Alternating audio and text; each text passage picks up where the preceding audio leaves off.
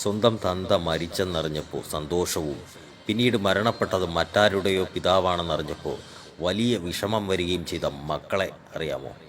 വേറെങ്ങുമല്ല, കൊല്ലം ജില്ലയിലെ ചവറ പഞ്ചായത്തിലെ ഭരണിക്കാവ് എന്ന സ്ഥലത്താണ്.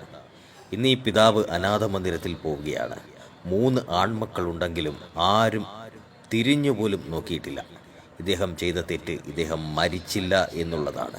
കുറച്ചു കാലമായി വീട് വിട്ടിറങ്ങി തെരുവോരത്തും മഴയത്തും നായയുടെ കടിയേറ്റും കിടന്ന ഗോപാലകൃഷ്ണൻ എന്ന വയോധികൻ നാട്ടുകാർ ആ അവസ്ഥ കണ്ടു നിൽക്കാൻ കഴിയാത്തത് കൊണ്ട് എടുത്ത് ആശുപത്രിയിൽ എത്തിച്ചു.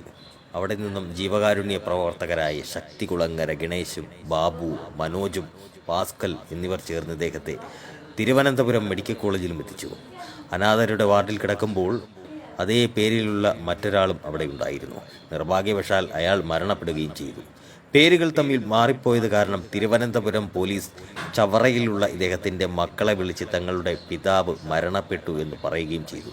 ഇതോടെ മക്കൾ വീട്ടുമുറ്റത്ത് വലിയ പന്തലിട്ടു, കഞ്ഞി വെച്ചു, സംസ്കാര ചടങ്ങുകൾക്കുള്ള എല്ലാ സജ്ജീകരണങ്ങളും ഒരുക്കി. മരണവാർത്തയറിഞ്ഞ് ആളുകളും എത്തി തുടങ്ങി. ശരീരം ഏറ്റുവാങ്ങുവാനായി ആംബുലൻസിൽ തിരുവനന്തപുരത്തെത്തിയപ്പോഴാണ് മരിച്ചത് തങ്ങളുടെ അച്ഛനല്ല എന്ന് മനസ്സിലായത്. ഇതോടെ മക്കൾക്ക് വലിയ ദേഷ്യമായി. ഈ സമയം അവരുടെ പിതാവ് കൊല്ലം ജില്ലാ ആശുപത്രിയിൽ ചികിത്സയിൽ കഴിയുകയായിരുന്നു. പലവട്ടം ജീവകാരുണ്യ പ്രവർത്തകർ മക്കളെ ബന്ധപ്പെട്ടിട്ട് പോലും ഒന്ന് തിരിഞ്ഞുപോലും നോക്കാൻ മനസ്സ് കാണിക്കാത്ത മക്കൾ. ജന്മം നൽകിയ 3 ആൺമക്കളും ഈ പിതാവിനെ ഒന്ന് കാണാൻ പോലും കൂട്ടാക്കുന്നില്ല. ജീവിച്ചിരുന്ന അച്ഛനെയല്ല അവർക്ക് ആവശ്യം, മരണപ്പെട്ട അച്ഛനെയായിരുന്നു. ജീവിച്ചിരിക്കുമ്പോൾ ഒരു തുള്ളി വെള്ളം പോലും കൊടുക്കാത്ത ഇതുപോലെയുള്ള മനുഷ്യർ മരിച്ചു കഴിഞ്ഞിട്ട് വലിയ ആഘോഷം നടത്തിയിട്ട് എന്താണ് കാര്യം? പ്രിയപ്പെട്ട പ്രേക്ഷകരെ, നിങ്ങൾ എത്രയും പെട്ടെന്ന് ഈ വീഡിയോ പരമാവധി ഒന്ന് ഷെയർ ചെയ്യണം, കാണണം, അല്ലെങ്കിൽ അറിയണം ഇവരുടെ ഈ ക്രൂര മനസ്സ് നാട്ടുകാർ. എവിടെ സ്ഥലം? ഇവിടെ അപ്പുറത്താ. അപ്പുറത്ത് എവിടാ? നല്ലെഴുത്തൂക്കിന് കിഴക്കുവശം. എത്ര മക്കളുണ്ട്? എനിക്ക് 3 മക്കളുണ്ടോ? 3 മക്കളുണ്ട്. മക്കളുടെയൊക്കെ പേരൊന്ന് പറഞ്ഞ? പ്രമോദ്, പ്രശാന്ത്, പ്രദീപ്. ഇവരാരും നോക്കത്തില്ല. ഇപ്പൊ വീട് വിട്ട് ഇറങ്ങിയിട്ട് എത്ര നാളായി ചേട്ടൻ? വീട് വിട്ട് ഇറങ്ങിയിട്ട് ഭാര്യ ഉണ്ടോ? പേരെന്തോ ഭാര്യയുടെ? രാധാമണി. ഭാര്യ ആരോടൊപ്പോ? ഭാര്യയും 3 മക്കളും ഒന്നിച്ചാണോ? അവരാരും നോക്കത്തില്ലേ? ഭാര്യ ഇവിടെ ഉണ്ട്. പിന്നെ മോന്റെ കൂടെ. നോക്കാത്തതിന്റെ കാരണം എന്തുവാ? കാരണമൊന്നുമില്ല, ഞാനുമായിട്ട് ഉള്ള പ്രശ്നം. ചേട്ടൻ എത്ര കൊല്ലം ഗൾഫിലായിരുന്നു? ഞാൻ 14.5 വർഷം. 14 വർഷം ഗൾഫിലായിരുന്നു. പിന്നെ വീട് ഗോപാലകൃഷ്ണൻ എന്നാണ് പേര്. 79 വയസ്സോളം പ്രായമുണ്ട്. ഇയാള് ചവറ ഭാഗത്തു നിന്ന് റോഡ് സൈഡിൽ കിടന്ന് കാലുമൊക്കെ വീഴ്ത്ത് വ്രണമായി. അവിടെ നിന്ന് നമ്മൾ 108 ആംബുലൻസിനകത്ത് ശക്തികുളങ്ങരയുള്ള നമ്മുടെ പൊതുപ്രവർത്തകനായ ഗണേശനാണ് ഇയാളെ ഇവിടെ എത്തിച്ചത്. ഇവിടെ കൊണ്ടുവന്ന് ഇവിടെ അഡ്മിറ്റ് ചെയ്ത് ഹോസ്പിറ്റൽ ജീവനക്കാരുടെയും ഗണേശൻ്റെയൊക്കെ സഹായത്താൽ ഇപ്പോൾ കാലിൻ്റെ വ്രണമെല്ലാം ഒരുവിധം 75% ശരിയായിട്ടുണ്ട്.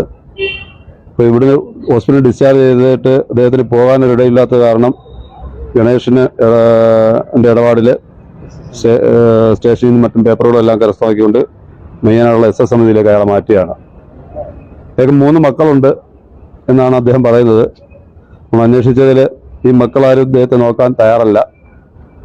എന്നാൽ ഇതിനിടയ്ക്ക് വെച്ച് ഇദ്ദേഹത്തിന്റെ പേരിൽ തന്നെ വേറൊരാൾ, ഒരു അൺനോണായിട്ടുള്ള ഒരാൾ മെഡിക്കൽ കോളേജിൽ മരണപ്പെട്ട വിവരം അറിഞ്ഞ് ഈ മക്കള് ഇദ്ദേഹമാണ് മരണപ്പെട്ടതെന്നും പറഞ്ഞ് മരണാനന്തര ചടങ്ങുകളൊക്കെ നടത്തുന്നതിന് വേണ്ടി വീട്ടിൽ പന്തൽ വരെ ഒരുക്കുകയാണ്.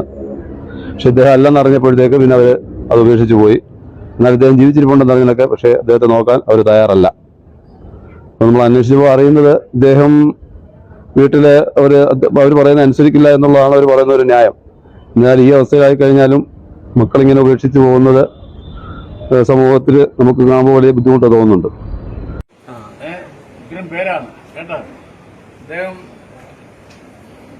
മരിച്ചുപോയി എന്നുള്ള സങ്കല്പത്തിൽ വീട്ടുകാര് ചിതയും എല്ലാം സംവിധാനങ്ങളൊക്കെ ഒരുക്കിയതാണ്.